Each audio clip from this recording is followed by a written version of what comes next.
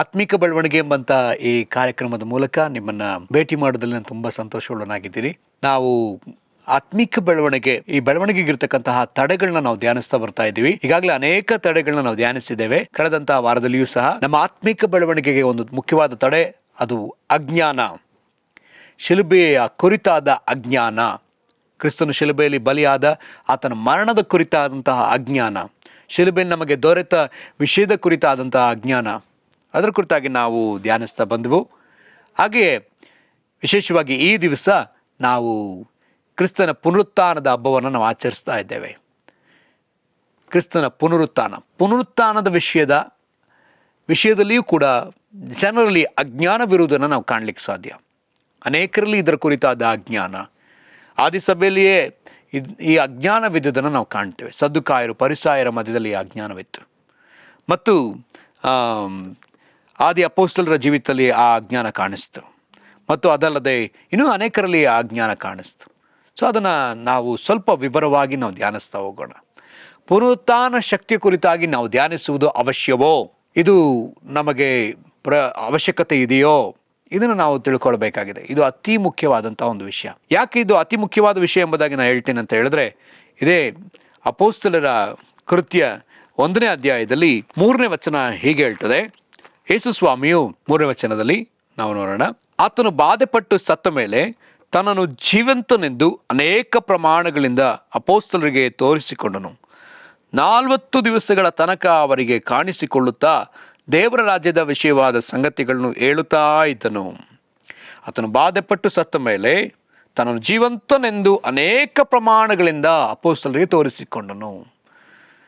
ಈಗ ಯೇಸು ಕ್ರಿಸ್ತನು ಅನೇಕ ಪ್ರಮಾಣಗಳಿಂದ ತನ್ನನ್ನು ನಾನು ಜೀವಂತನು ಎಂಬುದಾಗಿ ಅನೇಕ ಪ್ರಮಾಣ, ಇಲ್ಲಿ 1 ಹೇಳಿಲ್ಲ, 2 ಹೇಳಿಲ್ಲ, 3 ಹೇಳಿಲ್ಲ, ಅನೇಕ ಪ್ರಮಾಣ, ಗೊತ್ತಿಲ್ಲ ಎಷ್ಟು ಪ್ರಮಾಣಗಳನ್ನ ಇಟ್ಕೊಂಡು ಯೇಸು ಸ್ವಾಮಿ ತನ್ನನ್ನು ಪ್ರಕಟಪಡಿಸಿಕೊಂಡ್ರು. ನಾನು ಜೀವಸಹಿತವಾಗಿ ಎಬ್ಬಿಸಲ್ಪಟ್ಟಿದ್ದೇನೆ ಎಂಬಂಥ ಈ ವಿಷಯವನ್ನು ಎಷ್ಟು ಪ್ರಕಟಪಡಿಸ್ಕೊಂಡ್ರೋ ನಮಗೆ ಗೊತ್ತಿಲ್ಲ.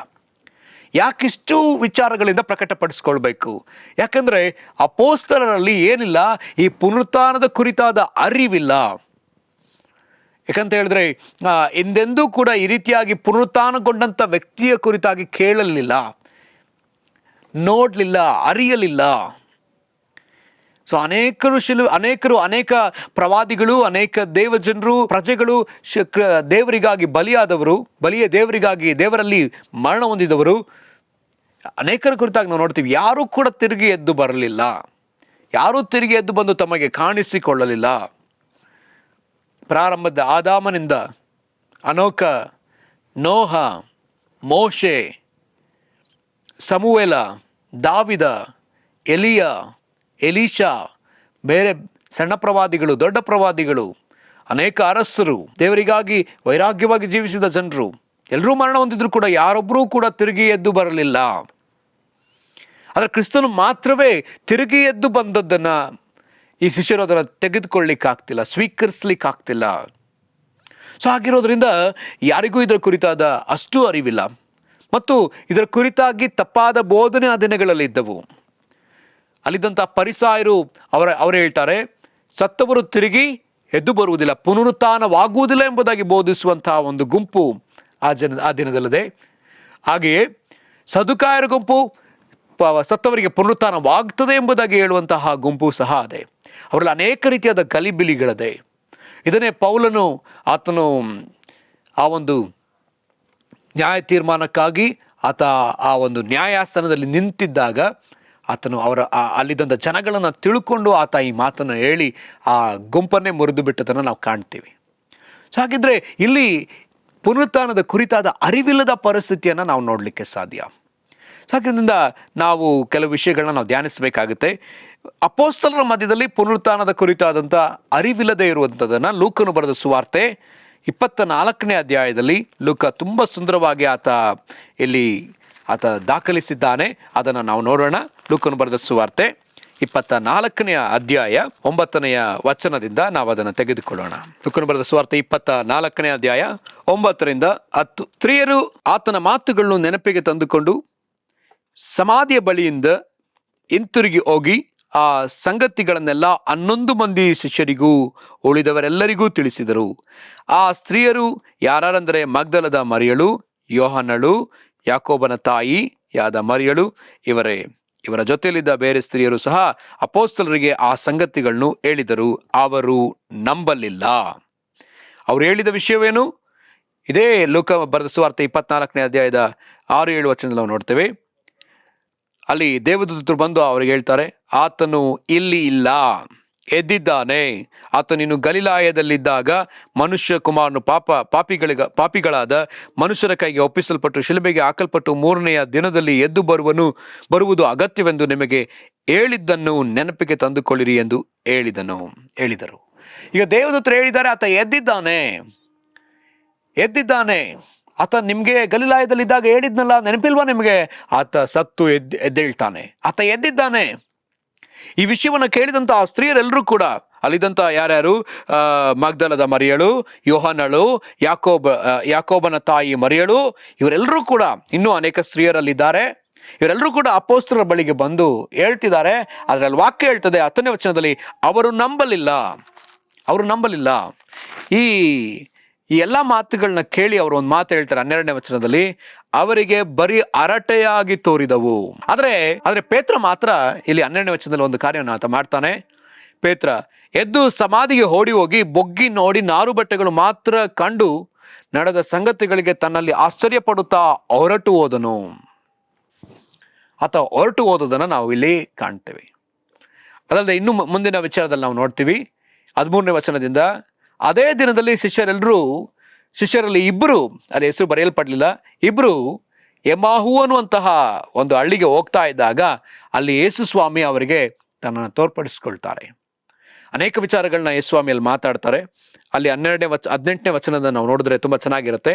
ಅವರಲ್ಲಿ ಕ್ಲೆಯೋಫನ್ ಎಂಬವನು ಆತನನ್ನು, ಯೆರೂಸಲೇಮಿಗೆ ಬಂದ ಪರಸ್ಥಳದವರೆಲ್ಲರೂ ಈ ದಿವಸಗಳಲ್ಲಿ ಅದರೊಳಗೆ ನಡೆದಿರುವ ಸಂಗತಿಗಳು ಗೊತ್ತಿರಲಾಗಿ ನಿನಗೆ ಮಾತ್ರ ಗೊತ್ತಿಲ್ಲವೋ ಎಂದು ಕೇಳಲು, ಆತನು ಅವರನ್ನು, ಯಾವ ಸಂಗತಿಗಳು ಎಂದು ಕೇಳಿದನು. ಅದಕ್ಕೆ ಅವರು, ನಜರೇತಿನವನಾದ ಯೇಸುವಿನ ಸಂಗತಿಗಳೇ. ಆತನು ದೇವರ ಮುಂದೆ ಮತ್ತು ಮನುಷ್ಯರ ಮುಂದೆ ಕೃತ್ಯಗಳಲ್ಲಿಯೂ ಮಾತಿನಲ್ಲಿಯೂ ಸಮರ್ಥನಾದ ಪ್ರವಾದಿಯಾಗಿದ್ದನು. ಆತನನ್ನು ಮಹಾಯಾಜಕರು ಮತ್ತು ಅಧಿಕಾರಿಗಳು ಮರಣದಂಡನೆಗೆ ಒಪ್ಪಿಸಿಕೊಟ್ಟು ಶಿಲುಬೆಗೆ ಹಾಕಿಸಿದರು. ನಾವಾದರೂ ಇಸ್ರಾಯೇಲ್ ಜನರನ್ನು ಬಿಡಿಸತಕ್ಕವನು ಆತನೇ ಎಂದು ನಿರೀಕ್ಷಿಸಿಕೊಂಡಿದ್ದೆವು. ಇದು ಮಾತ್ರವಲ್ಲದೆ ಆ ಕಾರ್ಯಗಳು ನಡೆದು ಇವತ್ತು 3ನೇ ದಿನ ಆದರೂ ನಮ್ಮಲ್ಲಿ ಕೆಲವು ಮಂದಿ ಸ್ತ್ರೀಯರು ಬೆಳಗಾಗುವಾಗ ಸಮಾಧಿಯ ಬಳಿಯಲ್ಲಿ ಇದ್ದು ಆತನ ದೇಹ ಕಾಣದೆ ಅಲ್ಲಿಂದ ಬಂದು ನಮಗೆ ದೇವದೂತರ ದರ್ಶನವಾಯಿತೆಂತಲೂ ಆತನು ಬದುಕುತ್ತಾನೆಂದು ಅವರು ಹೇಳಿದರೆಂತಲೂ ತಿಳಿಸಿ ನಮಗೆ ಆಶ್ಚರ್ಯವನ್ನು ಉಂಟು ಮಾಡಿದರು. ನಮ್ಮ ಸಂಗಡ ಇದ್ದವರು ಕೆಲವರು ಸಮಾಧಿಗೆ ಹೋಗಿ ಆ ಸ್ತ್ರೀಯರು ಹೇಳಿದ ಪ್ರಕಾರವೇ ಕಂಡರು, ಆತನು ಮಾತ್ರ ಕಾಣಲಿಲ್ಲ ಎಂದು ಹೇಳಿದರು. ಆತನು ಅವರಿಗೆ, ಮುಂದೆಗೆ ಸ್ವಾಮಿ ಹೇಳ್ತಾರೆ, ಆತನವರಿಗೆ, ಎಲ್ಲಾ ಬುದ್ಧಿ ಇಲ್ಲದವರೇ, ಪ್ರವಾದಿಗಳು ಹೇಳಿದ್ದೆಲ್ಲವನ್ನ ನಂಬುವುದರಲ್ಲಿ ಮಂದ ಹೃದಯರೇ, ಕ್ರಿಸ್ತನು ಇಂತಹ ಶ್ರಮಗಳನ್ನು ಅನುಭವಿಸಿ ತನ್ನ ಮಹಾಪದವಿಗೆ ಸೇರುವುದು ಅಗತ್ಯವಾಯಿತಲ್ಲವೇ ಎಂದು ಹೇಳಿ ಮೋಶೆಯ ಮತ್ತು ಎಲ್ಲಾ ಪ್ರವಾದಿಗಳ ಗ್ರಂಥಗಳು ಮೊದಲುಗೊಂಡು ಸಮಸ್ತ ಗ್ರಂಥಗಳಲ್ಲಿ ತನ್ನ ವಿಷಯವಾದ ಸೂಚನೆಗಳನ್ನು ಅವರಿಗೆ ವಿವರಿಸಿದನು. ಹೀಗೆ ಯೇಸುಸ್ವಾಮಿ ಅವರನ್ನ ದಾರಿಯಲ್ಲಿ ಭೇಟಿ ಮಾಡಿ ಈಗೇನ್ ಮಾಡಿದ್ದಾರೆ, ಅವ್ರ ಜೊತೆ ಮಾತಾಡ್ತಾ ಅವ್ರು ಹೇಳ್ತಿದ್ದಾರೆ, ನಾವು ಅವ್ರನ್ನ ಕಾಣಲಿಲ್ಲ, ಆತ ಎದ್ದಿದ್ದಾನಂತೆ. ಈ ಸ್ತ್ರೀಯರು ಹೇಳ್ತಾ ಇದ್ದಾರೆ, ಅವ್ರು ಹೋಗಿ ನೋಡಿದಾಗ ಇರ್ಲಿಲ್ಲ, 3 ದಿನ ಆಯ್ತು, ಎದ್ದಿಲ್ಲ. ಹೋಗಿ ನೋಡಿದ್ರೆ ಅಲ್ಲಿ ದೇಹ ಕಾಣಿಸ್ತಾ ಇಲ್ಲ. ಅವರೆಲ್ಲ ದೂತರನ್ನ ನೋಡಿದ್ರು, ಆ ದೂತರು ಈ ರೀತಿಯಲ್ಲಿ ಹೇಳಿದ್ರು, ಆದ್ರೂ ಆತ ಕಾಣಿಸ್ತಾ ಇಲ್ಲ. ಈ ಶಿಷ್ಯರನ್ನ ನೋಡಿ ಯೇಸುಸ್ವಾಮಿ ನೇರವಾಗಿ ಗದರಿಸ್ತಾರೆ, ಎಲ್ಲಾ ಬುದ್ಧಿ ಇಲ್ಲದವರೇ, ಅಥವಾ ಇನ್ನೊಂಥರ ಹೇಳೋಕಾದ್ರೆ ಅಜ್ಞಾನಿಗಳೇ. ಹಾಗಿದ್ರೆ ಪುನರುತ್ಥಾನದ ಕುರಿತಾದಂತಹ ಅಜ್ಞಾನ ಶಿಷ್ಯರಲ್ಲಿ ಎದ್ದು ಕಾಣಿಸ್ತು. ಆಗ ಕ್ರಿಸ್ತನಿಗೆ ಅದನ್ನ ನೋಡಿ ಕೋಪ, ಅದನ್ನು ನೋಡಿ ಯೇಸು ಅವ್ರನ್ನ ಗದರಿಸ್ತಾರೆ. ಗದರಿಸಿದ ನಂತರದಲ್ಲಿ ಈಗ ಯೇಸು ಸ್ವಾಮಿ ಮುಂದೆ ಅವರೊಂದಿಗೆ ನಡೆದು ಅನೇಕ ವಿಚಾರಗಳನ್ನ ಮಾತಾಡ್ತಾ ನಂತರ ಮುಂದೆ ಯೇಸು ಸ್ವಾಮಿ ಹೋಗ್ಬೇಕಾಗಿತ್ತು. ಆದರೆ ಈ ಶಿಷ್ಯರು ಇಬ್ರು ಕೂಡ ಇಲ್ಲ, ನೀವು ನಮ್ಮ ಹತ್ರ ಬರಲೇಬೇಕು, ನಮ್ಮ ಹತ್ರ ಉಳ್ಕೊಳ್ಳೇಬೇಕಂತ ಹೇಳಿ ಬಲವಂತ ಮಾಡಿದ್ರಿಂದ ಅವ್ರ ಹತ್ರ ಬಂದು ಉಳ್ಕೊಳ್ತಾರೆ. ಅಲ್ಲಿದ್ದು ಯೇಸು ಸ್ವಾಮಿ ಈಗ ಎಲ್ಲ ಮಾತಾಡಿದ ನಂತರ ರೊಟ್ಟಿನ ತೆಗೆದು ಮುರಿದಾಗ ಅವರ ಕಣ್ಣುಗಳು ತೆರೆದವು. ಅವರು ಮುರಿದಾಗ ಅವರ ಕಣ್ಣುಗಳು ತೆರೆದು ಅದರ ತಕ್ಷಣ ಯೇಸು ಅಲ್ಲಿಂದ ಮಾಯವಾದ್ರು, ಅಲ್ಲಿರಲಿಲ್ಲ. ಹಾಗಿದ್ರೆ ಪ್ರಿಯರೇ, ಯಾಕೆ ಯೇಸು ಅವರಿಗೆ ಬಂದು ಈ ರೀತಿಯಲ್ಲಿ ಬುದ್ಧಿ ಇಲ್ಲದವರೇ ಎಂಬುದಾಗಿ ಹೇಳಬೇಕು? ಕಾರಣ ಅವರಿಗೆ ಪುನರುತ್ಥಾನದ ಕುರಿತಾದ ಅರಿವಿಲ್ಲ.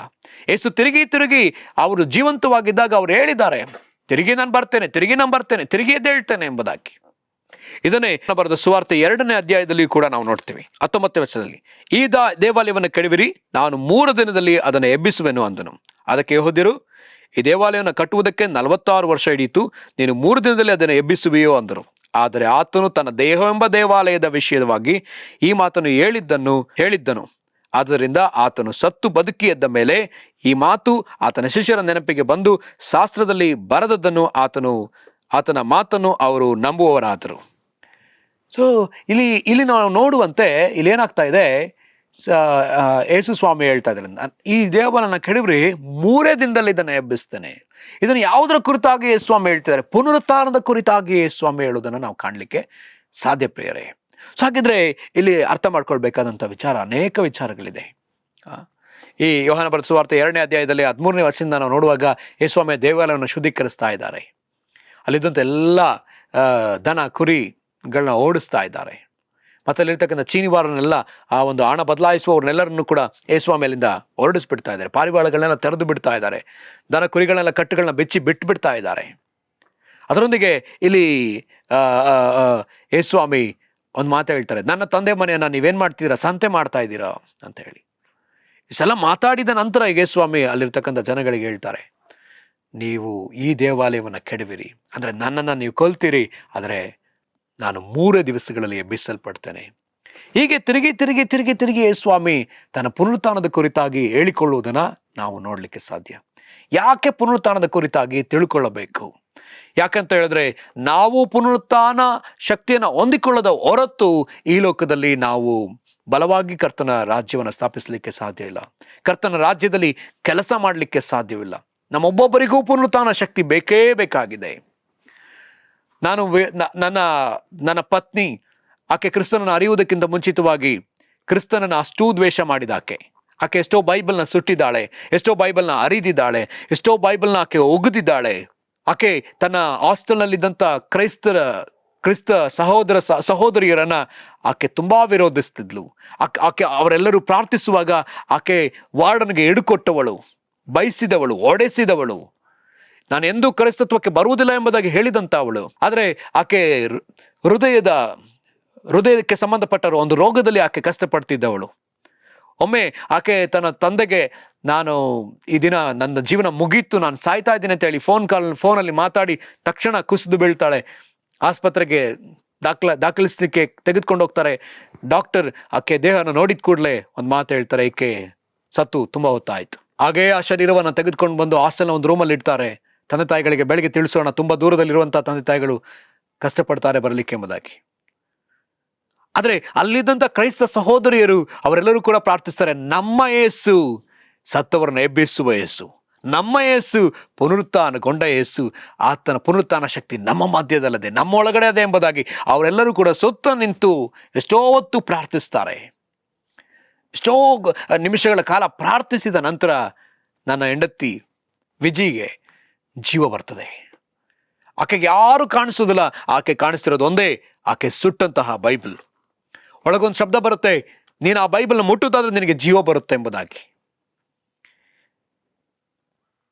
ಅವಳು ಕೇಳ್ತಾಳೆ, ಸುತ್ತ ಇರ್ತಕ್ಕಂಥ ಎಲ್ಲರ ಹತ್ರ ಕೇಳ್ತಾಳೆ, ನನಗೆ ಆ ಬೈಬಲ್ ಕೊಡ್ರಿ, ನನಗೆ ಜೀವ ಬರುತ್ತೆ, ನನಗೆ ಬೈಬಲ್ ಕೊಡ್ರಿ, ಜೀವ ಬರುತ್ತೆ. ಯಾರು ಆಕೆ ಕೊಡುವುದಿಲ್ಲ. ಆದರೆ ಆಕೆಯೇ ಹೋಗಿ ಅದನ್ನು ಮುಟ್ತಾಳೆ. ಮುಟ್ಟಿದ ಕೂಡಲೇ ಅದಕ್ಕೆ ಪರಿಪೂರ್ಣವಾದ ಜೀವ. ಆಕೆಗಿದ್ದಂಥ ಹೃದಯ ಕಾಯಿಲೆ ಸಂಪೂರ್ಣವಾಗಿ ಗುಣವಾಗಿ ಹೋಯಿತು. ಅದರ ಒಂದು ಸಣ್ಣ ಸಮಸ್ಯೆಗಳು, ಸಣ್ಣ ನೋವು ಕೂಡ ಇಲ್ಲ. ಆ ರೀತಿಯಲ್ಲಿ ಆಕೆಗೆ ಆ ರೋಗ ಸಂಪೂರ್ಣವಾಗಿ ಗುಣವಾಗಿ ಹೋಯಿತು. ಯಾಕೆ ನಮಗೆ ಪುನರುತ್ಥಾನದ ಶಕ್ತಿ? ಕಾರಣ ಆತನ ರಾಜ್ಯ ಸ್ಥಾಪಿಸಲ್ಪಡಬೇಕಲ್ಲ. ಆಕೆ ಆ ದಿವಸ ಕ್ರಿಸ್ತನಿಗಾಗಿ ತನ್ನನ್ನು ಒಪ್ಪಿಸಿಕೊಂಡವಳು ಇಲ್ಲಿಯವರೆಗೂ ಕ್ರಿಸ್ತನಿಗಾಗಿ ವೈರಾಗ್ಯವಾಗಿ ಜೀವಿಸ್ತಾ ಇದ್ದಾಳೆ. ಆಕೆ ಮೂಲಕ ದೇವರು ಬಲವಾದ ಕಾರ್ಯವನ್ನು ಮಾಡ್ತಿದ್ದಾರೆ. ಪ್ರಿಯರೇ, ನಾನು ಹೇಳುವುದಕ್ಕೆ ಇಷ್ಟಪಡುವಂಥ ಒಂದು ವಿಷಯ, ಪುನರುತ್ಥಾನ ಶಕ್ತಿ ನಮಗೆ ಬೇಕಿದೆ. ನಾವೊಬ್ಬೊಬ್ಬರೂ ಪುನರುತ್ಥಾನ ಶಕ್ತಿಯನ್ನು ಉಪಯೋಗಿಸಿಕೊಳ್ಳಬೇಕು. ನಮ್ಮ ಸ್ವಂತ ಬಲದಿಂದಲೋ ಸ್ವಂತ ಶಕ್ತಿಯಿಂದ ಇದನ್ನು ಮಾಡ್ಲಿಕ್ಕೆ ಸಾಧ್ಯ ಇಲ್ಲ. ನೋಡ್ರಿ, ಅಪೊಸ್ತಲರ ಜೀವಿತಗಳಲ್ಲಿ ನಾವು ನೋಡುವುದಾದರೆ ಪ್ರಾರಂಭದಲ್ಲಿ ಅವರಿಗೆ ಪಾಪದಲ್ಲಿ ಬಿದ್ದವರು ಹೋರಾಡ್ತಾ ಇದ್ದಾರೆ, ಜಗಳ ಮಾಡ್ಕೊಳ್ತಾ ಇದ್ದಾರೆ. ಅವ್ರ ಮಧ್ಯದಲ್ಲಿ ಹೊಟ್ಟೆ ಕಿಚ್ಚಿದೆ, ಅವ್ರ ಮಧ್ಯದಲ್ಲಿ ಭೇದಗಳಿದೆ, ಅವರ ಮಧ್ಯದಲ್ಲಿ ವಿಭಜನೆಗಳಿದೆ. ಆದರೆ ಯಾವಾಗ ಅವರು ಪುನರುತ್ಥಾನದ ಕುರಿತಾದ ಶಕ್ತಿಯನ್ನು ತಿಳ್ಕೊಂಡ್ರೋ, ಯಾವಾಗ ಅವರು ಮೇಲಣಿಂದ ಬಂದಂಥ ಬಲದಿಂದ ಒದಿಸಲ್ಪಟ್ರೋ, ಆಗ ಅವರೊಬ್ಬೊಬ್ಬರ ಜೀವಿತ ಬದಲಾವಣೆ. ಯಾವ ಪೇತ್ರ ಎದುರಿದ್ನೋ ಅದೇ ಪೇತ್ರ ನಿಂತು ವೈರಾಗ್ಯವಾಗಿ ಸುವಾರ್ತೆಯನ್ನು ಸಾರ್ತಿದ್ದಾನೆ. ಯಾವ ಅಪೋಸ್ತಲರು ಎದುರಿ ಮೀನಿಡಿಲಿಕ್ಕಾಗೋದ್ರು, ಯಾವ ಫಿಲಿಪ್ಪ, ಬರ್ತಲೋಮಾಯ ಮೀನಿಡಿಲಿಕ್ಕಾದ್ರು ಹೋದ್ರು, ಈಗ ಅವರೊಬ್ಬೊಬ್ಬರುಗಳೇ ಹೋಗಿ ಅನೇಕ ಊರುಗಳಿಗೆ ಸುವಾರ್ತೆ ಹೇಳ್ತಿದ್ದಾರೆ. ಅದೇ ಫಿಲಿಪ್ಪನ ಮೂಲಕವಾಗಿ ಸುವಾರ್ತೆ, ಅಲ್ಲಿದ್ದಂಥ ಯೋಹಾನನ ಮೂಲಕವಾಗಿ ದೊಡ್ಡ ಕಾರ್ಯಗಳು, ಯಾಕೋಬನ ಮೂಲಕವಾಗಿ ದೊಡ್ಡ ಕಾರ್ಯಗಳು, ಅಲ್ಲಿದ್ದಂಥ ಎಲ್ಲ 12 ಅಪೊಸ್ತಲರುಗಳ ಮೂಲಕವಾಗಿ ದೊಡ್ಡ ಕಾರ್ಯಗಳು ನಡೀತು. ಕಾರಣ ಪುನರುತ್ಥಾನದ ಶಕ್ತಿ. ಸೊ ಪ್ರಿಯರೇ, ಈ ದಿವಸ ನಮ್ಮೊಬ್ಬೊಬ್ಬರಿಗೂ ಆ ಪುನರುತ್ಥಾನದ ಶಕ್ತಿ ಬೇಕಾಗಿದೆ. ಈ ದಿವಸದ ಸಭೆಗೆ ಪುನರುತ್ಥಾನದ ಶಕ್ತಿ ಬೇಕಾಗಿದೆ. ಸತ್ತವರು ಎಳಬೇಕಲ್ಲ, ರೋಗಿಗಳು ವಾಸಿಯಾಗಬೇಕಲ್ಲ, ಅಸ್ವಸ್ಥರೆಲ್ಲರೂ ಗುಣ ಮಾಡಲ್ಪಡಬೇಕಲ್ಲ, ಪಾಪಿಗಳು ಮನ ತಿರುಗಬೇಕಲ್ಲ. ಆದಿ ಸಭೆಯಲ್ಲಿದ್ದ ಆ ಪುನರುತ್ಥಾನದ ಶಕ್ತಿ, ಆದಿ ಸಭೆಯಲ್ಲಿದ್ದಂಥ ಆ ಒಂದು ಮಹಿಮೆ ತಿರುಗಿ ಪ್ರಕಟವಾಗಬೇಕಲ್ಲ. ಅದಕ್ಕಾಗಿಯೇ ಪುನರುತ್ಥಾನದ ಹಬ್ಬ. ಆತನು ಎದ್ದಿದ್ದಾನೆ, ಆತನು ಎದ್ದಿದ್ದಾನೆ. ಈ ಮಾತನ್ನ ಕೇಳಿದ ಅಪೊಸ್ತಲರು ನಂಬಲಿಲ್ಲ. ಈ ದಿವಸ ನೀನು ನಂಬುವುದಾದರೆ ನಿನ್ನಲ್ಲಿಯೂ ಆತನು ಎಬ್ಬಿಸಲ್ಪಟ್ಟ ಆ ಶಕ್ತಿ ನಿನ್ನಲ್ಲಿ ಪ್ರಕಟವಾಗ್ತದೆ. ಹಾಗಿದ್ರೆ ಈ ಸಮಯದಲ್ಲಿ ನಾವು ಒಪ್ಪಿಸಿಕೊಟ್ಟು ಪ್ರಾರ್ಥಿಸಬೇಕಾಗಿದೆ. ನಾವು ನಮ್ಮ ಜೀವಿತವನ್ನು ಸಮರ್ಪಣೆ ಮಾಡಿಕೊಟ್ಟು ನಾವು ಪ್ರಾರ್ಥಿಸಬೇಕಾಗಿದೆ. ಮಾರ್ಥಳ ಜೀವಿತ ನಾವು ನೋಡ್ತೇವೆ. ಮಾರ್ಥಳಿಗೆ ಯೇಸುಸ್ವಾಮಿ ಹೇಳ್ತಾರೆ, ನೀನು ನಂಬುವುದಾದರೆ ನನ್ನ ಮಹಿಮೆಯನ್ನು ಕಾಣುವಿ. ನೀನು ನಂಬುವುದಾದರೆ ನಿನ್ನ ತಮ್ಮನು ಪುನರುತ್ಥಾನಗೊಳ್ತಾನೆ. ಆದರೆ ಮರಿಯಳು ಅಂದ್ಕೊಂಡ್ಲು, ಆತ ಒಂದು ದಿನ ಪುನರುತ್ಥಾನವಾಗ್ತಾನೆ. ಮನುಷ್ಯರಿಗಾಗುವ ಒಂದು ಪುನರುತ್ಥಾನ ಇದೆ.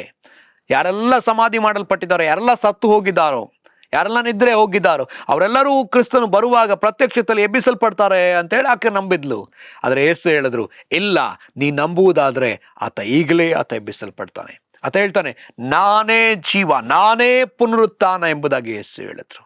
ಆ ನಾನೇ ಪುನರುತ್ಥಾನ ಎಂಬಂತ ಮಿಸ್ಟರ್ ರೆಸುರೆಕ್ಷನ್ ನಿನ್ನಲ್ಲಿ ಇದ್ದಾನೆ, ನಮ್ಮೊಬ್ಬೊಬ್ಬರಲ್ಲಿ ಇದ್ದಾನೆ. ನಿನ್ನ ಮೂಲಕವಾಗಿ ಆತನ ಶಕ್ತಿಯನ್ನ ಪ್ರಕಟಪಡಿಸಬೇಕೆಂದಿದ್ದಾನೆ. ಪೇತ್ರನು ಸತ್ತಂತಹ ಆ ದೊರ್ಕಳನ್ನು ಎಬ್ಬಿಸಿದಂತೆ, ಪೌಲನು ಆ ಸತ್ತು ಹೋದ ಯೌವನಸ್ಥ ಮಗನನ್ನ ಎಬ್ಬಿಸಿದಂತೆ, ಪ್ರಿಯರೇ, ನಮ್ಮೊಬ್ಬೊಬ್ಬರನ್ನು ಕೂಡ ಕರ್ತನ ಉಪಯೋಗಿಸ್ಲಿಕ್ಕೆ ಸಾಧ್ಯ. ಡೇವಿಡ್ ವಿಗಲ್ಸ್ವರ್ತ್ ಎಂಬಂತಹ ದೇವ ಸೇವಕರು ಆಲ್ಮೋಸ್ಟ್ 27 ಜನ ಸತ್ತವರನ್ನ ಎಬ್ಬಿಸಿದ್ದಾರೆ. ನನಗೆ ಎಕ್ಸಾಕ್ಟ್ ನಂಬರ್ ಗೊತ್ತಿಲ್ಲ, ಆಲ್ಮೋಸ್ಟ್ 27 ಮೆಂಬರ್ಸ್ನ ಆತ ಎಬ್ಬಿಸಿದ್ದಾರೆ. ಯಾಕೆ? ಕ್ರೈಸ್ತ ಸಹೋದರರಾದ ನಮ್ಮ ಮೂಲಕ ಇದು ಆಗುವುದಿಲ್ಲ, ನಮ್ಮೊಬ್ಬೊಬ್ಬರ ಮೂಲಕವಾಗಿಯೂ ಕರ್ತನು ಈ ಕಾರ್ಯವನ್ನು ಮಾಡಬೇಕೆಂದಿದ್ದಾರೆ. ಇದು ಎಂದಿಗೂ ಕೂಡ ಇಲ್ಲ ಅಂತ ಹೇಳುವುದಕ್ಕೆ ಆಗುವುದೇ ಇಲ್ಲ. ಅದಕ್ಕೊಂದು ದೊಡ್ಡ ಸಾಕ್ಷಿ ನನ್ನ ಹೆಂಡತಿಯ ಜೀವಿತವೇ. ಆಕೆ ಸತ್ತೇ ಹೋಗಿದ್ಲು, ಆಕೆಗೆ ದೇವರು ಜೀವ ಕೊಟ್ಟಿದ್ದಾರೆ.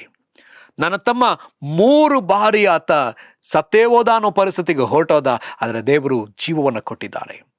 ನನ್ನ ಹಿರಿಯ ಸಭಾಪಾಲಕರು ಅವರು ಸತ್ತಂತ ಒಬ್ಬ ವ್ಯಕ್ತಿಗೆ ಜೀವವನ್ನು ಮಾತನಾಡಿ ಜೀವವನ್ನು ಕೊಟ್ಟು ಎಬ್ಬಿಸಿದ್ದಾರೆ. ಯಾಕಾಗುವುದಿಲ್ಲ ಪ್ರಿಯರೇ? ಇದು ನಮ್ಮ ಸಭೆಗಳಲ್ಲಿ, ಒಂದೊಂದು ಸಭೆಗಳಲ್ಲಿ ಇದು ನಡೆಯಬೇಕಾಗಿದೆ. ಕ್ರಿಸ್ತನೇ ನಿಜವಾದ ದೇವರೆಂಬುದಾಗಿ ಪ್ರಕಟವಾಗಬೇಕಾಗಿದೆ. ಹಾಗಿದ್ರೆ ಸತ್ತವರು ಎಬ್ಬಿಸಲ್ಪಡಬೇಕು. ಹಾಗಿದ್ರೆ ದೇವರು ನಮ್ಮೊಬ್ಬೊಬ್ಬರನ್ನ ಬಲವಾಗಿ ಉಪಯೋಗಿಸ್ಬೇಕಂದಿದ್ದಾರೆ. ಬಲವಾಗಿ ಉಪಯೋಗಿಸ್ಬೇಕಂದ್ರೆ ಈ ಪುನರುತ್ಥಾನದ ಶಕ್ತಿಯ ಅವಶ್ಯಕತೆ ಸಭೆಗೆ ಬೇಕು, ನಮ್ಮೊಬ್ಬೊಬ್ಬರಿಗೆ ಬೇಕು. ಇದರ ಕುರಿತಾದ ಅಜ್ಞಾನ ನಮ್ಮೊಬ್ಬೊಬ್ಬರಿಂದ ಹೊರಗಾಕಲ್ಪಡಲಿ. ಇದರ ಕುರಿತಾದಂತಹ ಅಜ್ಞಾನ, ಅಲ್ಪ ಭಯ ಅಥವಾ ಅಪನಂಬಿಕೆ ನಮ್ಮೊಬ್ಬೊಬ್ಬರಿಂದ ಇದು ತೆಗೆದಾಕಲ್ಪಡಲಿ. ಈ ಪುನರುತ್ಥಾನದ ಹಬ್ಬದ ದಿವಸ ನಾವೊಬ್ಬೊಬ್ಬರು ನಾವು ನಂಬೋಣ ಮತ್ತು ನಾವಿದನ್ನ ಬಲವಾಗಿ ನಾವು ಸಾರೋಣ. ಪುನರುತ್ಥಾನಗೊಂಡಂಥ ಯೇಸುವಿನ ಕುರಿತಾಗಿ ನಾವು ಸಾರೋಣ. ಪುನರುತ್ಥಾನಗೊಂಡಂಥ ಯೇಸುವಿನ ಮೂಲಕ ಆ ದಿವಸ ಅನೇಕ ಅದ್ಭುತಗಳು ನಡೆದಿದ್ದಾದ್ರೆ ಈ ದಿವಸವೂ ನಡೀತದೆ. ಆದ್ದರಿಂದ ನಮ್ಮನ್ನು ಒಪ್ಪಿಸಿಕೊಟ್ಟು ನಾವು ಪ್ರಾರ್ಥನೆ ಮಾಡೋಣ. ಕರ್ತನೇ, ನಿನಗೆ ಸ್ತೋತ್ರ ಸಲ್ಲಿಸ್ತೇವೆ. ಪುನರುತ್ಥಾನಗೊಂಡಂಥ ಯೇಸುವೆ, ನಿನಗೆ ಸ್ತೋತ್ರ ಸಲ್ಲಿಸ್ತೇವೆ. ಈ ದೇವಾಲಯವನ್ನು ಕೆಡವಿರಿ, 3 ದಿವಸದಲ್ಲಿ ಎಬ್ಬಿಸ್ತಾನೆ ಎಂಬುದಾಗಿ ಹೇಳಿದ್ದಿ. ಹೌದು, ನಾನು ಸತ್ತು 3ನೇ ದಿವಸ ಜೀವ ಸಹಿತವಾಗಿ ಎಬ್ಬಿಸಲ್ಪಡ್ತೇನೆ ಎಂಬುದಾಗಿ ತಿರುಗಿ ನಿನ್ನ ಶಿಷ್ಯರಿಗೆ ಹೇಳಿದ್ದಿ. ಅವರಾದರೂ ನಂಬಲಿಲ್ಲ. ಅವರಲ್ಲಿದ್ದ ಸ್ತ್ರೀಯರಲ್ಲಿ ಕೆಲವರು ಅದನ್ನು ನಂಬುವವರಾದ್ರು. ಕರ್ತನೆ, ಪೇತ್ರನೇ ಅದನ್ನು ನಂಬಲಿಕ್ಕಾಗದೆ ಆತ ಆ ಒಂದು ಸಮಾಧಿಯೊಳಗೆ ಬಗ್ಗಿ ನೋಡ್ಲಿಕ್ಕಾಗಿ ಆತ ಹೋದ, ಆದರೂ ಆತ ನಂಬಲಿಲ್ಲ. ಸ್ವಾಮಿ, ನಿನ್ನೊಂದಿಗೆ ಎಮ್ಮಾವಿನಿಂದ ಪ್ರಯಾಣ ಮಾಡ್ತಿದ್ದಂತಹ ಶಿಷ್ಯರು ಕೂಡ ಅದನ್ನು ನಂಬದೆ ಹೋದ್ರಲ್ಲ. ಕರ್ತನೆ, ಮಾರ್ತಳದನ್ನು ನಂಬದೆ ಹೋದಳು, ತೋಮನದನ್ನು ನಂಬದೆ ಓದುವುದರಿಂದ ಆತ ನಿನ್ನ ಕೈಯಲ್ಲಿ ಬೆರಳಾಕಿ ನೋಡ್ಬೇಕಂತ ಹೇಳಿ ಆತ ಯೋಚಿಸ್ತಾ. ಕರ್ತನೆ, ಆ ರೀತಿಯಾದ ಅಪನಂಬಿಕೆ ನಮ್ಮಲ್ಲಿರುವುದಾದ್ರೆ ಅದು ತೆಗೆದಾಕಲ್ಪಡಲಿ. ನಿನ್ನ ಪುನರುತ್ಥಾನ ಶಕ್ತಿಯಿಂದ ನಮ್ಮನ್ನು ತುಂಬಿಸು. ನಿನ್ನ ಪುನರುತ್ಥಾನದ ಶಕ್ತಿಯಿಂದ ಪ್ರತಿ ಸಭೆಗಳನ್ನ ತುಂಬಿಸು, ನಮ್ಮೊಬ್ಬೊಬ್ಬರನ್ನ ತುಂಬಿಸು, ನನ್ನನ್ನು ತುಂಬಿಸು, ಪ್ರತಿ ಸಭೆಗಳನ್ನ ತುಂಬಿಸು. ಇದನ್ನು ನೋಡ್ತಿರ್ತಕ್ಕಂಥ ಸಹೋದರ ಸಹೋದರನ ಯೌವನಸ್ಥ ಮಕ್ಕಳನ್ನ ತುಂಬಿಸು. ಅವರೂ ಕೂಡ ಕರ್ತನೆ ಪುನರುತ್ಥಾನ ಶಕ್ತಿಯಿಂದ ಕರ್ತನೆ ಅನೇಕ ಕಾರ್ಯಗಳನ್ನ ಮಾಡುವವರಾಗಲಿ. ನಿನ್ನ ರಾಜ್ಯವನ್ನ ಕರ್ತನೆ ಎಲ್ಲೆಲ್ಲಿಯೂ ಕೂಡ ವಿಸ್ತರಿಸುವವರಾಗಲಿ. ಕರ್ತನೆ ನಿನಗೆ ಸ್ತೋತ್ರ, ನಿನಗೆ ವಂದನೆ ಸಲ್ಲಿಸ್ತೇವೆ ಸ್ವಾಮಿ. ನಮ್ಮನ್ನು ಮುಂದುವರೆದು ನಡೆಸು ಸ್ವಾಮಿ. ಎಲ್ಲ ಮಹಿಮೆ ನಿಮಗೆ ಸಲ್ಲಿಸ್ತೇವೆ. ಯೇಸುವಿನ ಹೆಸರಲ್ಲಿ ಪ್ರಾರ್ಥಿಸ್ತೇವೆ ತಂದೆಯೇ, ಆಮೆನ್.